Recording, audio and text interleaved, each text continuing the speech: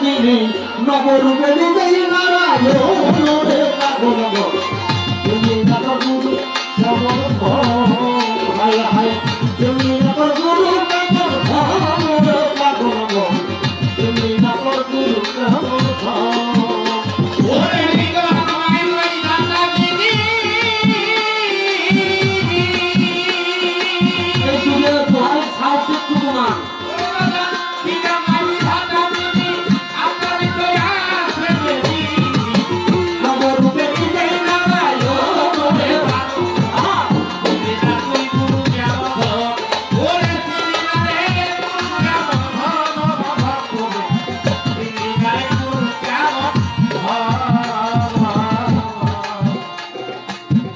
অনন্ত আদি বিধাতা ছেলে ভালো মন্দের নির্দেশাতা ছেলে রসুল রূপেই করছে আমার ভক্ত রে রসুল রূপে করছে আগমন আমার ভক্ত রে রসুল রূপে করছে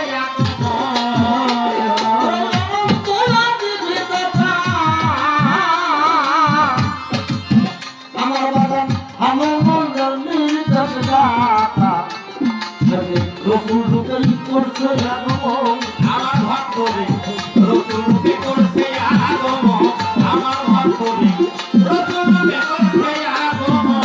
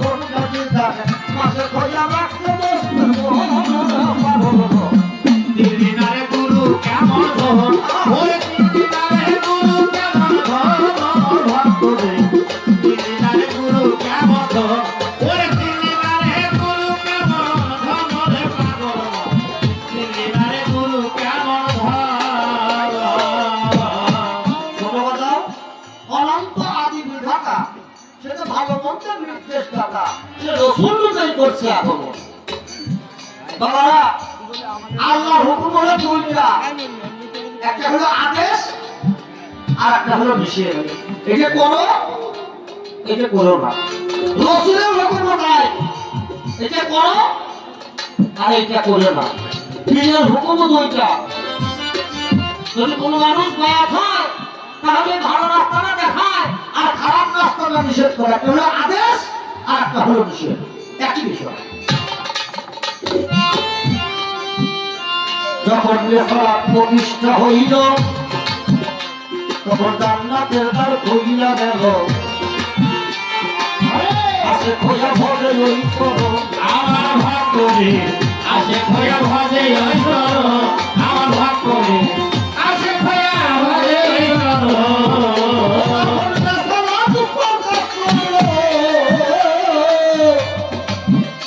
তখন জান্নাতের দ্বার খুলিয়া গেল। তখন আসে খোঁজা ভরে ওই করো আমার ভক্ত রে আসে খোয়া ভজে ওই করো আমার ভক্ত রে আসে খোয়া ভজে ওই করো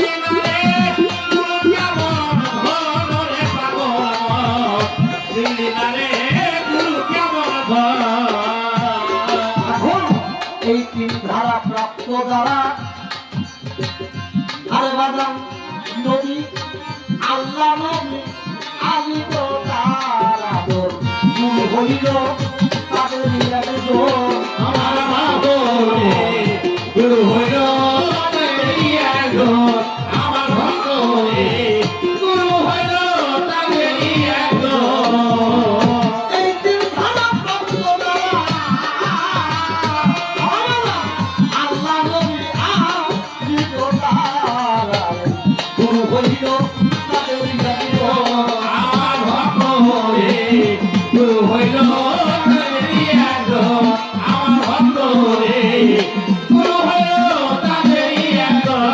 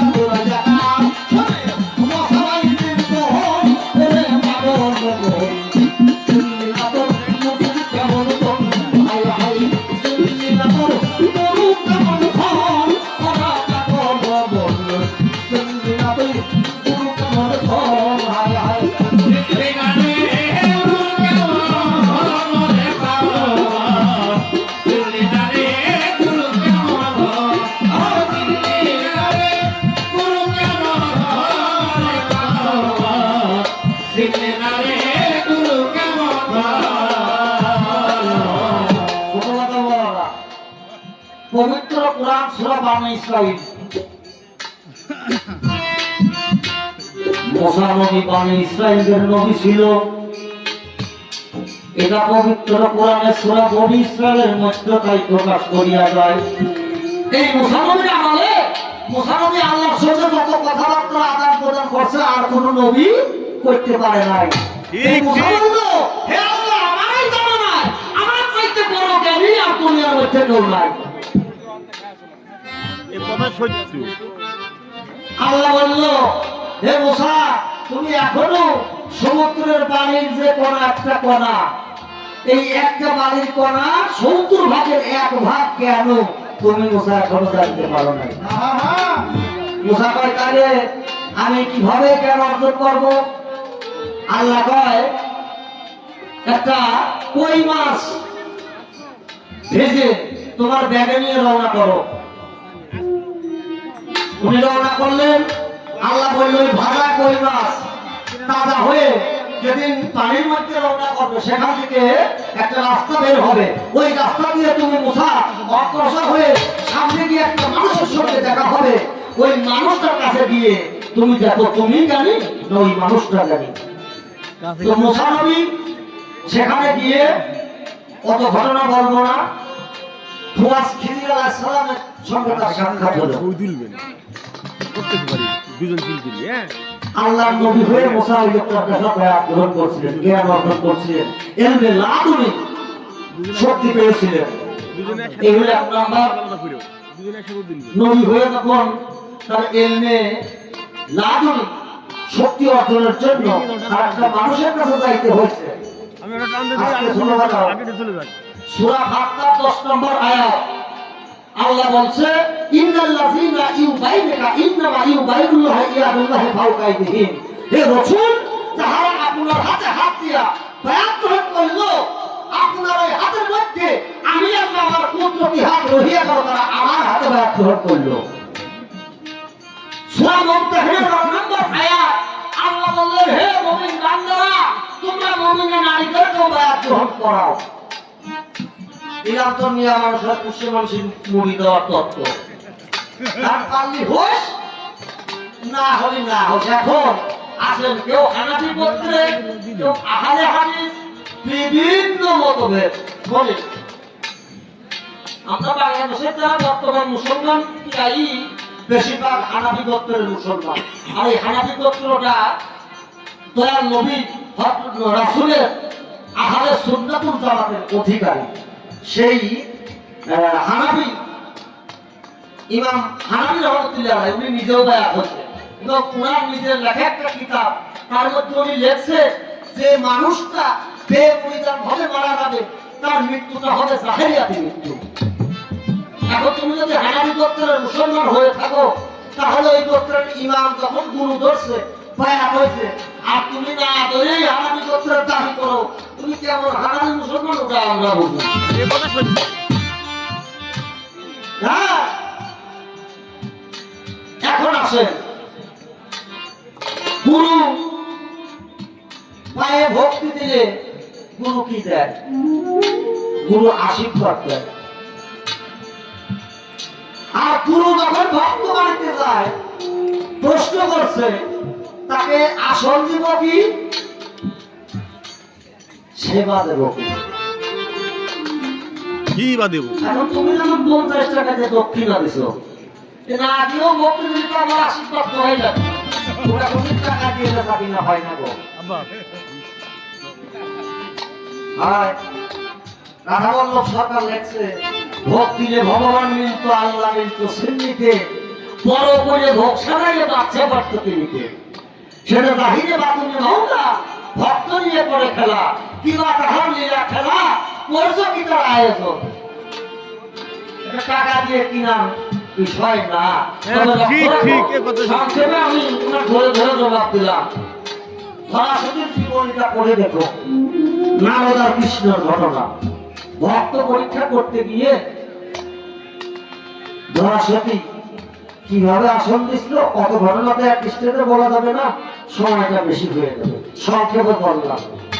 এবং কিভাবে সেবা দেবা ওটা ধরাসতের জীবনীটা পড়লে তুমি পেয়ে যাবা। ওই রকম করে যদি কোনো ভক্ত গুরু সেবা দিতে পারে তার কি আর এই জগতে মরণের ভয় থাকে? তার কোন মরণের ভয় থাকে না। একবার দিতে পারে প্রবাদটা কি বলছে? একবার মিলে নাম যত পাপ করে এই জীবের কি সাধ্য আছে তত পাপ করে। আর ইসলামে বলছে লা ইলাহা ইল্লাল্লাহ মুহাম্মাদুর রাসূলুল্লাহ আলফা আলফা মাররা তিনবে ফিটনাস। হাজারবার আলফা আলফা মানে হাজারবার কলেমা পড়িলে তুমি কাফের রহিয়া যাবে। আর লা ইলাহা ইল্লাল্লাহ মুহাম্মাদুর রাসূলুল্লাহ তাহকিক একবার যিনি তাহকিক করিলে কলেমাকে পাঠ করার পাশে তারা জীবনে কলেমার ইবাদত না করলেও সবই না হিসাবে জান্নাতে প্রবেশ করবে। এই জন্য এই কলেমা জানা শোনার জন্য মনে যে ব্যক্তি কলেমা চেনে, যে ব্যক্তি কলেমার নকশা নমুনা জানে, খানা বাঁকা জানে, অরুণ জানে, মুকাম্মল রুহু এই কলেমার বিভিন্ন কিছু নকশ, কলেমার মুকাম কি, কলেমার ওজুদ কি এগুলো জানে, ওই ব্যক্তিটার কাছে দাসত্ব করে তার সহবত মহব্বত থেকে যদি রুজু হইতে পারো, রুজু থাকতে পারো, ওই পীরের সিনার অতুল তলদেশে কাহিলে তো মাকলুক নামে এক প্রকারে মণিমুক্তা বরাবরই চায়। পীর সাহেব যদি কামেল হয় একবার জলালি খাইতে যদি তোমার দিকে চায় তাহলে পীরের কান থেকে সিনার অতুল তলদেশ থেকে ওই যে এক একজন মণিমুক্তা করে যদি তোমার সিনার মধ্যে প্রবেশ করে তখন তোমার কালটা চিন্তা হয়ে যাবে। একই জায়গায় দাঁড়িয়ে তুমি এই 14 ভুবন দেখতে পারবে। এইগুলো এই জন্য মানুষের প্রয়াস হইতে হবে। কেন? আমি রাস্তা চিনি না, ওই রাস্তা চিনার জন্য। এখন আসে ছোটবেলাও একটা হলো সেবা, যেমন ওই ভাত খাওয়ার নাম সেবা, আবার পা টিপার নামও বল সেবা। হ্যাঁ, এখন একটা হলো ভজন আর হলো ভোজন। একটা হলো ভোজন মানে ভালো মন্দ খাওয়া, ভোজন করছি একটা বলি, আর হলো ভজন। এখন বিদায় থেকে যদি তুমি ভজনা করতে পারো তাহলে ওই মুর্শিদ মরিদ প্রেমের চুরি দিয়ে যদি কোনো ভক্ত তার গুরুকে একবার বেঁধে দেখতে পারে, ওই গুরুর কি ক্ষমতা আছে সেই ভক্তকে ফেলে চলে যায়। এই জন্য কি করতে হবে তোমাকে? একটা সিনা মানুষের কাছে যাইতে হবে। কেন? হাদিস বলছে মান আরফা নাফসাহু ওয়া ফাকাদারা ফালাক্তাহু, যে চিনল নিজকে সে চিনল রবকে। এই কথাটাই সনাতন ধর্মে বলছে।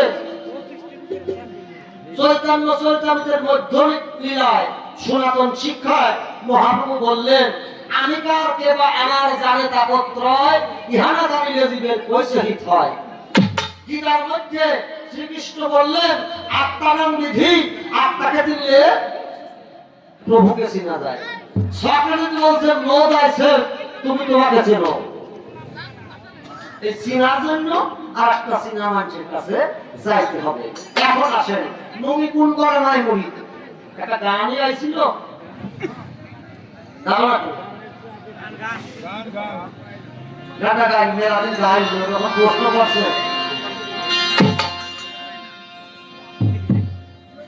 আপাতত তোমার ওই সংক্ষেপে যা মনে করেন চুল যতবারই হোক, এই দেখতে হবে আমার মাথায় এ সেলুনির পরে গেলি পরে খালি মুঠ করে ধরে গেছি, যদি দাঁত খায়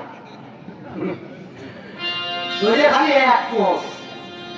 তো ওর প্রশ্ন যতই থাক ওই রকম করেন একভাবে ধরে একটা বসতে সারলাম। এখন দেখি তবে যেভাবে আমারে খাটনিটা করালে না মনে খালি থাকবি রে, দেখো আগে কি হয় অবস্থা। আমি আমার আলাদা মানুষ, মনে টাকা কিন্তু কম নিবার না আমার চাইতে। আরো মেয়ে মানুষ তো বোঝেন নাই, আছে দুইজন, দুই মাই প্রতি তো নাকি আলাদা? ও আচ্ছা আচ্ছা, চল ওখানে ব্যাপার না।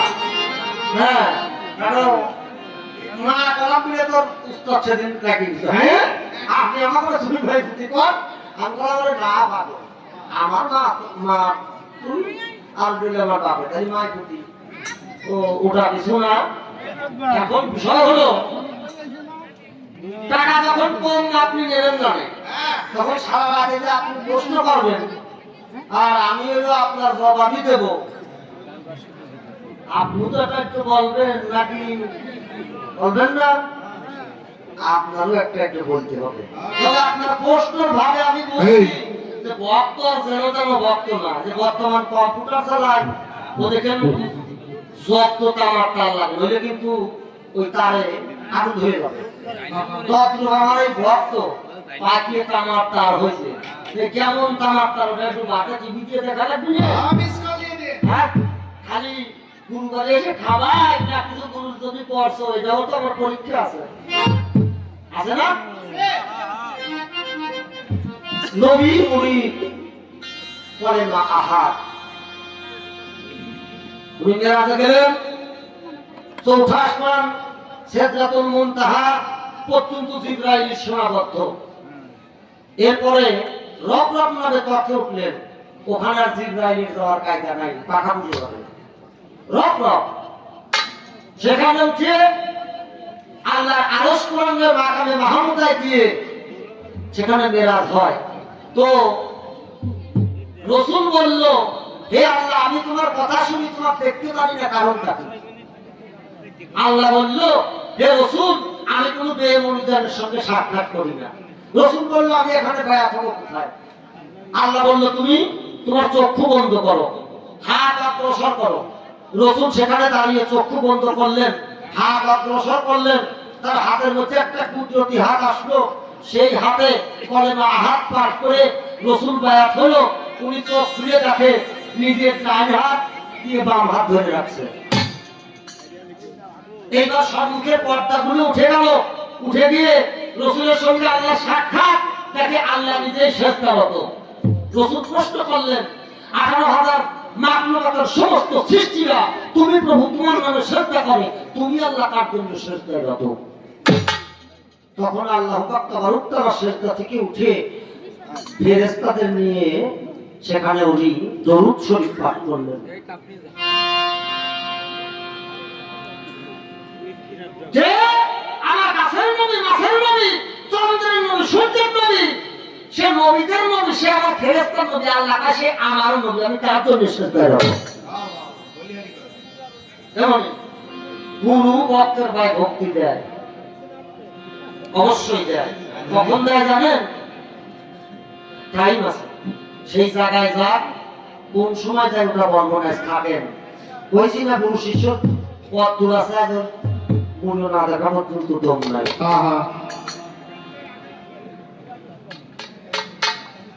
ওরে জাহেরাতে নাই তো সেই হে, জাহেরাতে নাই তো সেই হে, ভেদ আছে না খুশি নাই লাগবে। জাহেরাতে নাই তো সেই হে, ভেদ আছে না খুশি নাই। দিনের নবী, দিনের নবী, নবী ভাই যথা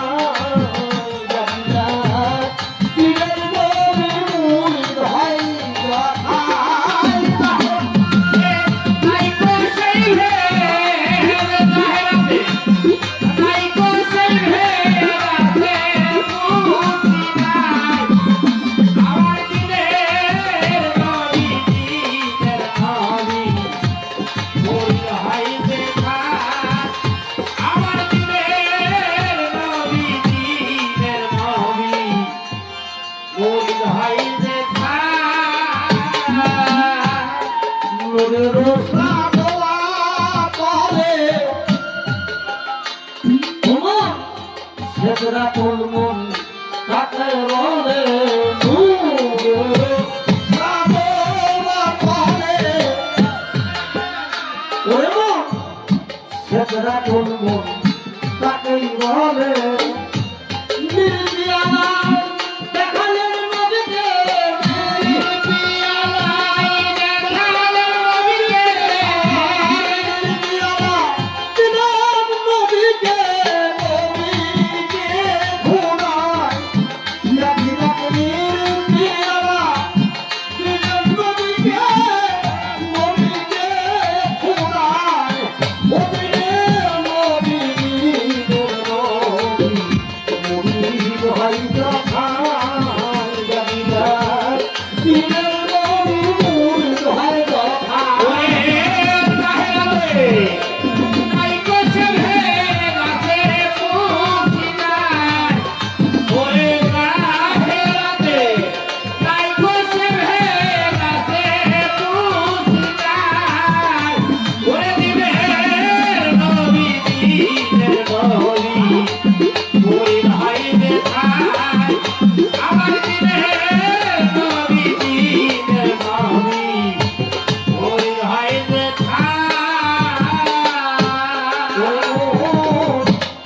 ফকিরি সুরাকে নিজরু আমার নবীকে হালের স্বরূপ। ফকিরি সুরাকে নিজরু আমার নবীকে হালের স্বরূপ। স্বরূপে রূপে স্বরূপ, স্বরূপে রূপে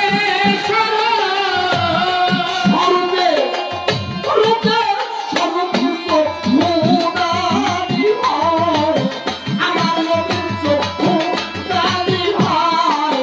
ওদিনের নবী, দিনের নবী, মুরিদ হইয়া খায়। ওরে দিনের নবী, মুরিদ হইয়া খায়।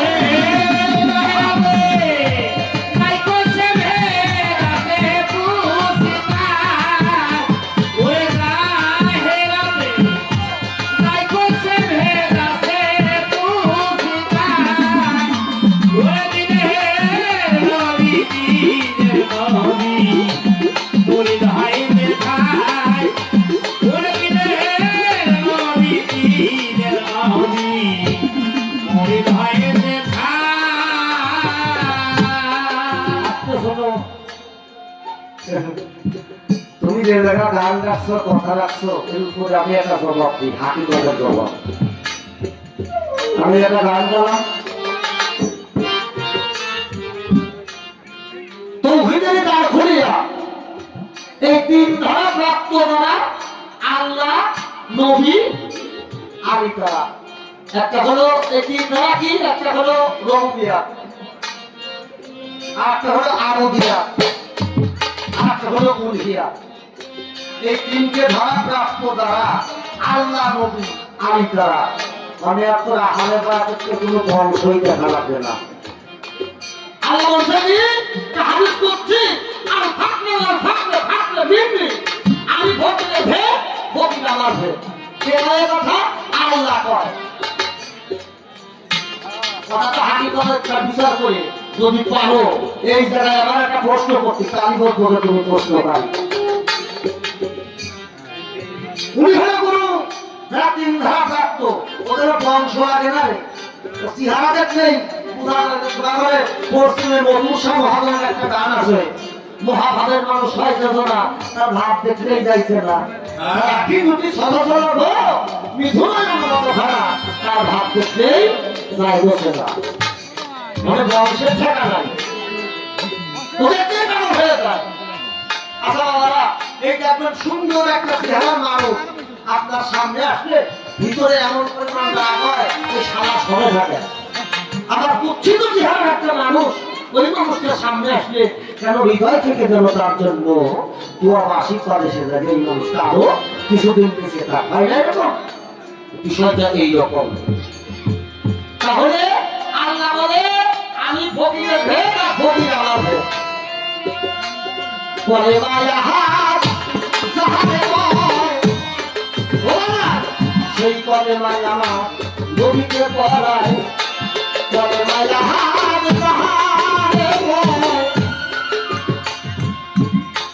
সেই কলে মায় আমার নবীকে পড়ায়।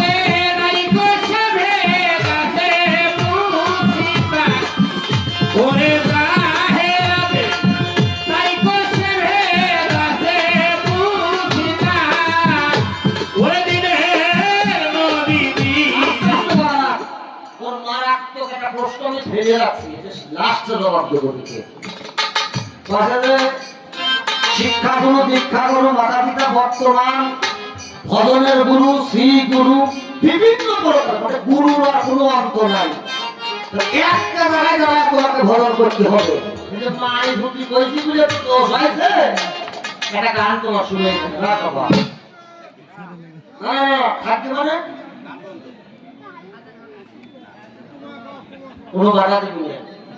সব স্টেজে আমি একবার গান গাইতে পারি, জানিসটা তোরা সুর ধর কাজ পায়খানা বলে প্রশ্ন করতে ঠিক আছে না, তা তো সংকটে সারলাম। 12-13 বছর বয়সে পীরের কাছে কলমা নিল, বায়াত হইল।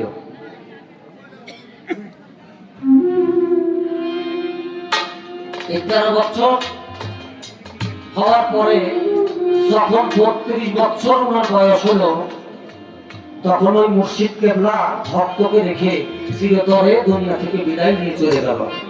কিন্তু ভক্ত সাধনা করা বন্ধ রইল না। কোথায় করে?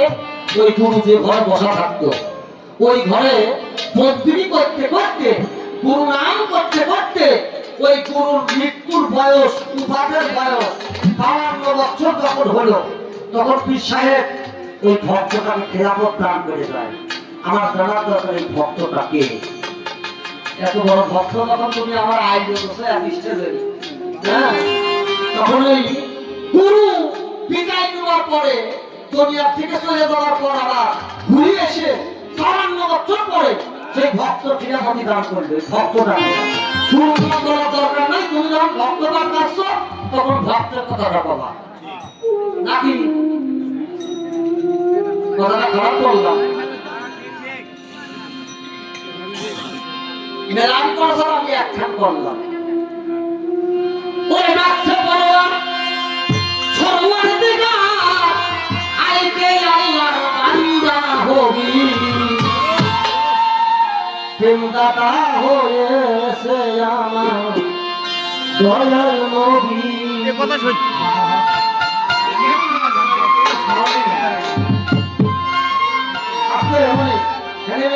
অর্ধেক মানুষ হিন্দু মানুষ, এটা একটা সনাতনের কথা জিজ্ঞাসা করো, নইলে মজা আসে না। হ্যাঁ, সনাতনের কিছু কথা আলোচনা দেখো, ইসলামও রাখো, যাতে এখানে আমি মনে করি সমানে সমানে আছে দুইটা ধর্মের লোক। এই জন্য ওই তত্ত্বটা একটু আলোচনা করে যাতে তারা একটু মজা পায়।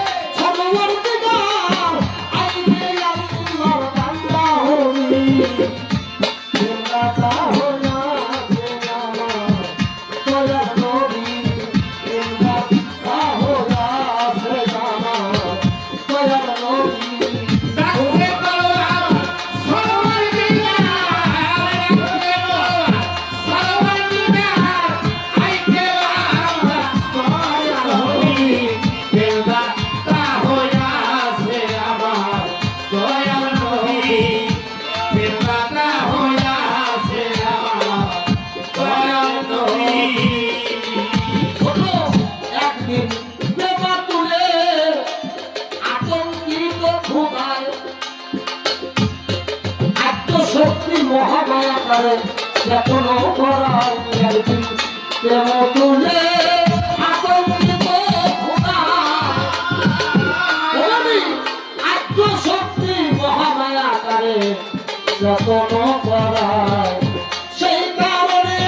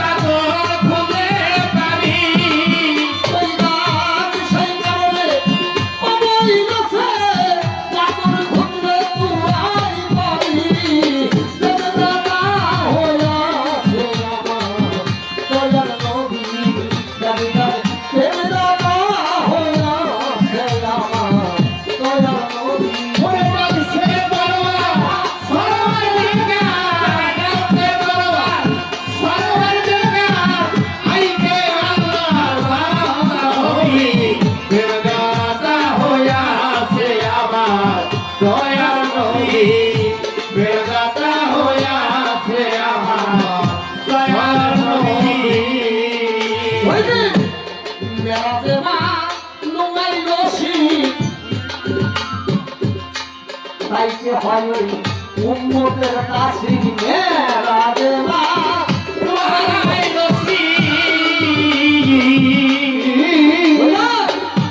তাইকে হয় উম্মতের কাছে উম্মতের কাছে জানবি কি ফিকি উম্মতের কাছে জানবি কি ফিকি উম্মতের কাছে জানবি কি ফিকি তোদের খুদলে নাহি পাবি জানিনা উম্মতের কাছে জানবি কি ফিকি তোদের খুদলে নাহি পাবি দেবতা হইয়া সে আমার দয়াল নবী, দেবতা হইয়া সে আমার দয়াল নবী।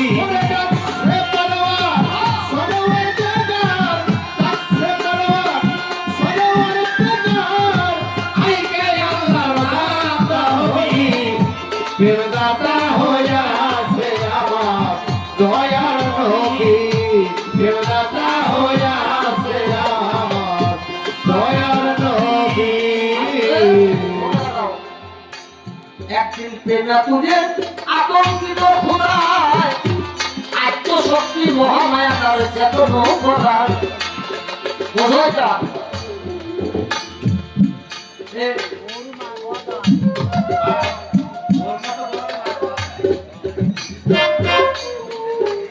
ওই যে বলো না তুমি তো মেয়ে এলো আমি আমার নাতি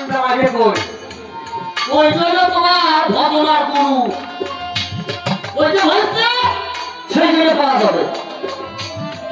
আসলে বাবা ছোট, আমার শরীয়তের একটা বিধান আছে, কয় বামে হইল তোজো আর ডানে হইল বেহেশত। এটা বাস্তব দর্শন আমি বলতেছি। বউ থাকে কোন পাশে রে? দাদা আছে, আসেন না। বামে হইল তোজো আর ডানে হইল বেহেশত। আর ওই পশ্চিমে যান, সাধুর সঙ্গে দেখবেন এই সাধু ঘরে বউ থাকে ডানে। অর্থাৎ এই প্রাণের বস্তুটাকে সাধন ভরণ করে যিনি সাধনা পারছে তার ওইটাই বেহেশত, ওইটাই ভগবান গুরু, ওইটাই শক্তির গুরু। আমরা গান গাই কি কি জানি না, গান গায় যে চারজন ঋষি ভাই যদি শ্মশানে থাকে, হ্যাঁ, কোন গুরুর নাম শুনিলে ভয় পালায় কান সমন, কোন গুরুর নাম করিলে, হ্যাঁ, কোন গুরুর পাতের ভাত সর্বজাতি খায় একসাথ। ব্রাহ্মণ এসে চন্দাল এসে মিশে থাকে, ব্রাহ্মণে তার অন্ন যোগায়। এ কোন গুরু? সেখানে কোন জাত পাতের ধারা নেই। আছে কম লালন সাহিত্যের ওই গান, সুন্নত দিলে হয় মুসলমান, নারী লোকের কি হয় বিধান, বামন শ্রেণী কইতেই প্রমাণ, বামনি শ্রেণী কি করে? আমার না বড় বড় চুল আছে, তুই চিনলি পেটে বাসি পাবো। এই আমার বাড়িটা নিয়ে এসে দিলি, তুই কেমন চিনলি? হিন্দু না মুসলমান কম আছে চিনা? আরে হ্যালো হ্যালো, ও যারা জাত পাত নাই, এটা ভাই দূর থেকে একটু নেই না, ঘরে জাত পাত নাই, ওই একই গুরুর পাতের ভাত এই বিশ্বের সমস্ত রাতে খায় একসাথ। ওই জায়গা আছে সারকা, ওই জায়গা খাইলে সব গুরুর সাধন ভজন তোমার হয়ে যাবে। মেরাজে মানু আইলো শীত, তাইতে হয় উন্নতের তাসির সময় নেই বাবা, নইলে মিরাজের ব্যাখ্যা দিতাম। নবী বায়াতের কথা কইছে, তাই এই মিরাজ তত্ত্বটা উঠে আসে আস্তে আস্তে। কেন? নবী বায়াত হয়েছিল মেরাজে গমন করার পর, এই জন্য এই গানটা এখানে আসছে। তো মেরাজে মানু আইলো শীত, তাইতে হয় উন্নতের তাসির, উন্নতের তাসির জানবি কি ফিকির, পাগল খুঁজলে তোরাই যাবে। ডাকছে বড়ওয়ার